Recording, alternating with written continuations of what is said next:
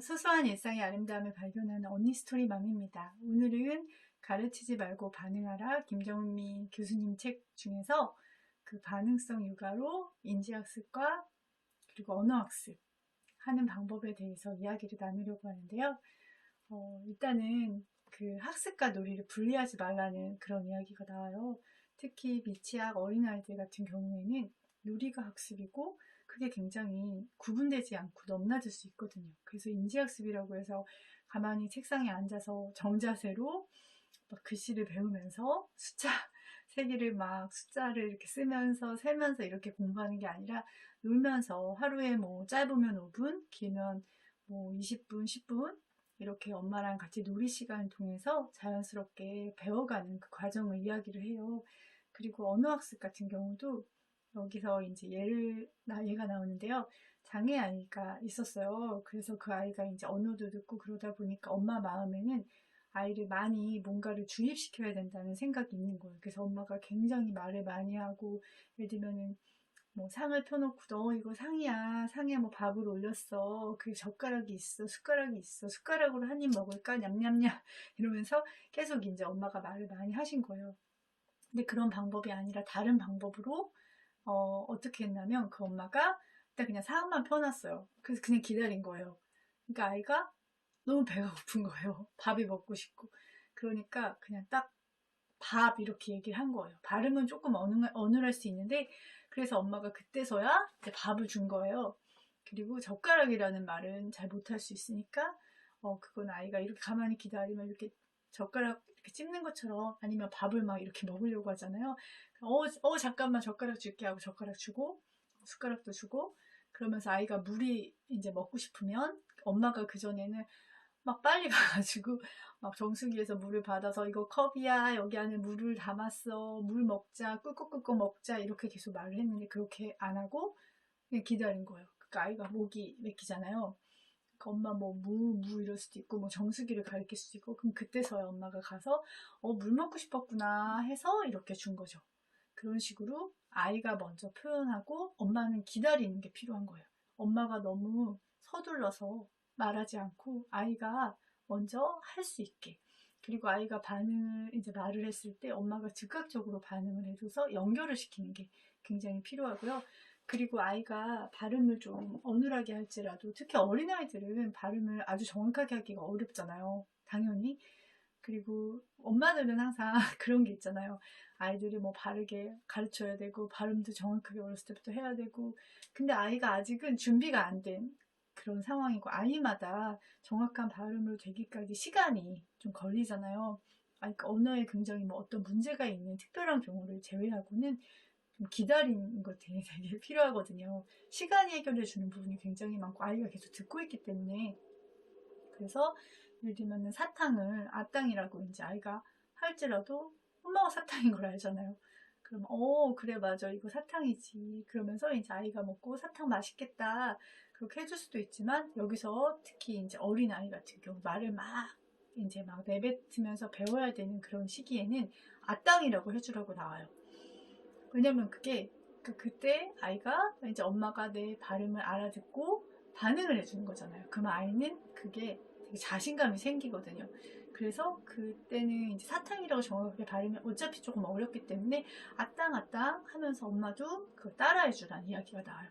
그리고 아이하고 놀 때 아이가 이제 바라보는 것들 있잖아요. 그것을 보기 위해서는 아이의 눈이 되게 중요하잖아요. 눈을 항상 쳐다보고 아이의 관심사를 확인을 하면 아이가 부정확한 발음으로 말할지라도 엄마가 그게 뭔지 아는 거예요.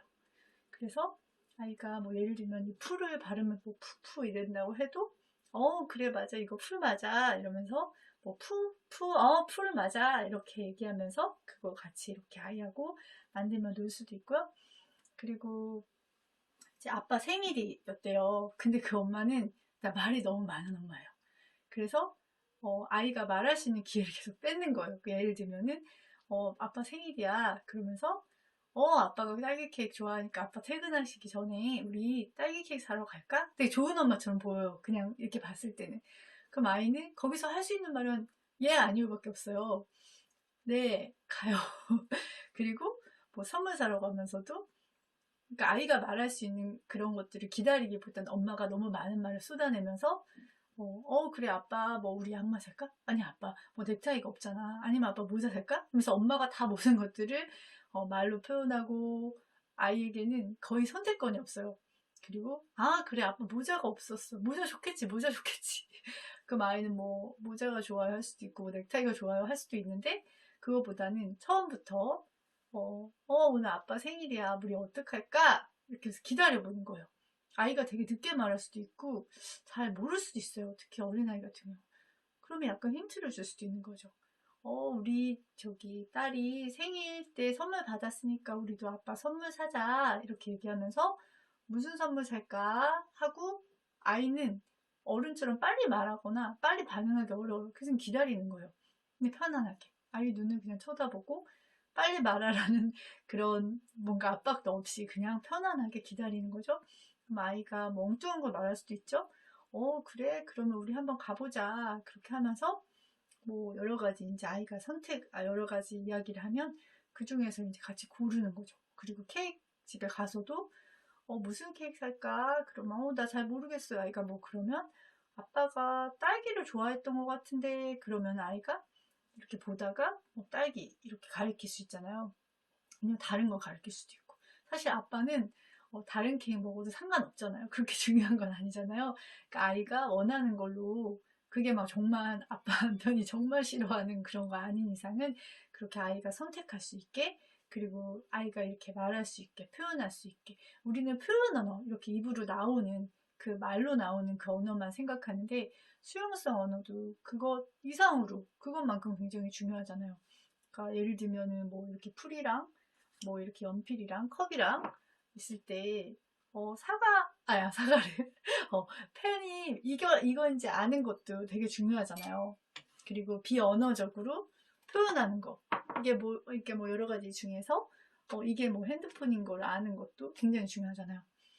그런 부분들까지 한번 폭넓게 아이를 바라보는 게 필요하다는 거죠. 그러니까 발음 조금 좀 이상한 걸로 우리 아이한테 엄청 큰 문제가 있다거나 그렇게 생각하는 것들이 오히려 아이들을 좀 주눅들게 만들고 그리고 본인이 말하는 그런 즐거움을 앗아갈 수도 있는 거죠. 그리고 엄마가 이제 너무 많이 이제 아까 말하지 말라는 이야기랑 그리고 발음을 지적하지 말라는 이야기 했었고요. 학습과 놀이는 분리된 것이 아니다. 그리고 거기서 이제 엄마가 먼저 주도하지 않고 아이가 좋아하는 놀이, 그럼 엄마는 아이가 좋아하는 그 이제 눈을 바라보면 그걸 같이 이제 보면서 옆에서 따라하는 거예요. 그리고 놀이도 따라하지만 말을 따라하는 게 되게 중요하다고. 그리고 아이의 어눌한 발음도 따라해 주라고 해요. 그럼 아이는 더 신나요. 그리고 자기가 표현한 것을 가지고 엄마가 반응을 보이잖아요. 연결이 되잖아요. 그리고 엄마의 반응을 보면 아이는 더 신나서 더 주도적으로 더 말하게 돼요. 그리고 예를 들면은 뭐 이렇게 컵놀이 이렇게 놀 때 아이가 뭐 발음을 좀 이상하게 했다고 해서 그걸 지적을 하면 아이는 그 놀이를 더 이상 하고 싶어지지 않아요. 그래서 뭐 컵을 마셔요 뭐 이렇게 놀고 뭐 커피 주문 뭐 뭔가 무슨 커피 드실래요 이렇게 말하면서 놀 수 있는 기회를 앗아가는 거예요. 그냥 이거 컵이라고 했잖아요. 컵 이렇게 하면 일단 놀이가 흐름이 끊기면서 아이가 말을 좀 안 하고 싶어지는 거죠. 왜냐면 엄마가 또 지적하고 따라하라고 하는 거는 아이한테는 되게 부담스럽고 좀 싫은 일이에요. 지적받는 거는. 그렇기 때문에 그런 것들 하지 말라는 이야기가 나오고요. 그리고 아이의 놀이를 확장시켜주고 언어를 확장시켜주고 싶을 때 그거를 정말 아이가 하는 수준보다 약간만 앞서라고 해요. 너무 많은 것들을 기대하면서 너무 어려운 것들을 가르치려고 하다 보면 아이는 이제 거기에 대해서 좀 질려버리는 거죠. 질려버리고 그리고 하고 싶지 않고 그래서 예를 들면 패턴 같은 거를 가르쳐주고 싶다. 그럼 아이가 그냥 꽂는 거를 갖고 노는데 엄마가 아이가 하는 걸 따라해요. 옆에서 비슷한 걸 가지고 따라하는데 그리고 아이가 뭐 예를 들면 컵으로 뭐 마시는 거 하면 엄마도 옆에서 따라하고 아이가 얌얌얌 하면 엄마도 따라하고 그러니까 이 따라하는 게 굉장히 중요한데 따라하다가 충분히 따라해주고 그 다음에 더 다른 것들을 가르쳐주고 싶을 때는 그거를 가르치는 방식처럼 말을 하는 게 아니라 그냥 패턴을 끼우는 거야. 빨강, 노랑, 노랑 뭐 아니면 다른 패턴으로 좀 더 복잡한 패턴으로 아이가 엄마가 재밌게 그냥 노는 거예요. 그럼 아이가 엄마가 옆에서 노니까 자기 거 막 집중하다가 엄마 거 보거든요. 되게 신기한 거예요. 재밌고. 그럼 아이도 한 번씩 자기가 스스로 따라해 보려고 해요. 잘 안 될 수도 있고 될 수도 있는데 이렇게 따라하면 아이 수준을 알잖아요. 그러면 좀 어려워 보이면 엄마가 좀 더 쉬운 패턴으로 바꿔서 다시 해보는 거죠. 그냥 엄마는 하는 거예요. 그럼 아이는 그걸 따라할 수도 있는 거고, 또 아이가 따라하지 않아도 상관없는 거예요.